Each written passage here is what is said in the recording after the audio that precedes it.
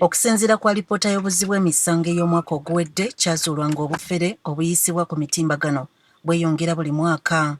Ku misango emitwalo 11,531 egyaloopebwa omwaka oguwedde, 412 gyali gyekuusa ku misango gy'obufere obukolebwa ku mitimbagano.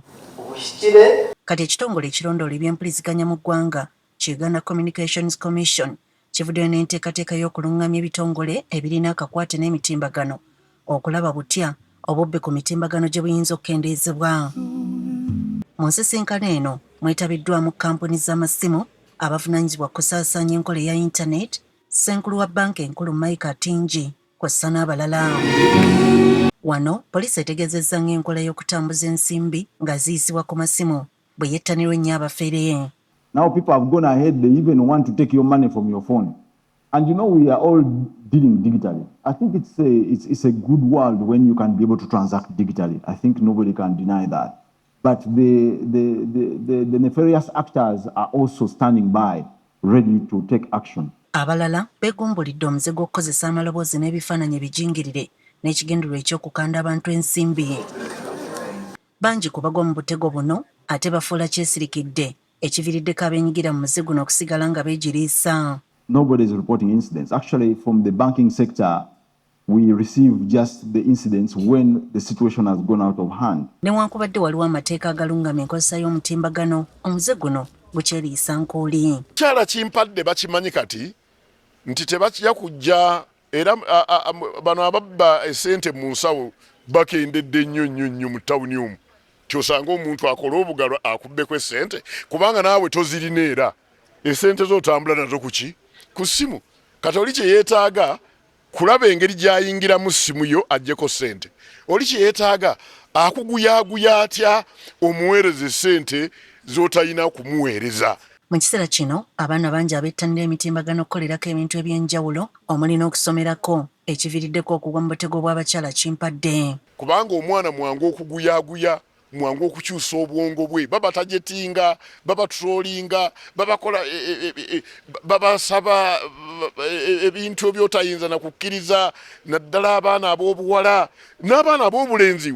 Mu mbeera eno UCC essira yakulisa kubangula abazadde butya bwe bayinza okulungamya abaana ku nkozesa y'emitimbagano. Tujja kukozesa ebitongole ebikwatagana nnyo bazadde ba Mothers Union, Uganda Catholic Women, Muslim Women Association n'ebitongole ebirala ebikwata ku by'abaana n'obuzadde, parenting, to be sensitizing.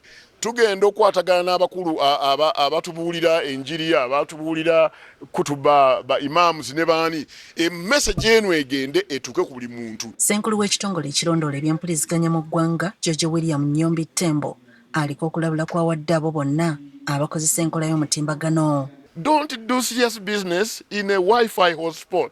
If you're in a Wi-Fi hotspot, check for your mails, read mails. Don't start transacting financial on Wi-Fi hotspot. Somebody somewhere can easily see your PIN code. Those are basics. Minisita omubeezi wa tekinologiya Joyce Juliet Nabbosa Ssebogwawo n'ategeeza nga gavumenti bw'eri mu nteekateeka y'okussa omukono mu kulwanyiza omuze gw'obufere ku mitimbagano.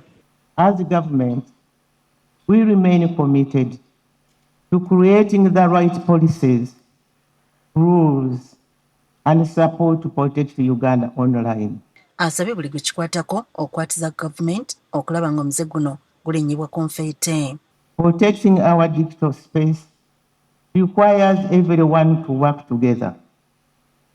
The government, banks, telecom companies, and the public.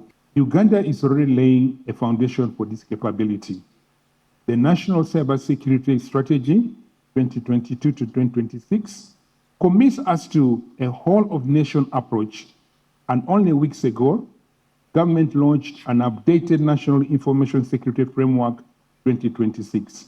Okusinziira ku UCC, buvunaanyizibwa bwa buli muntu okulaba nga obufere obuyisibwa ku mitimbagano bumalibwawo.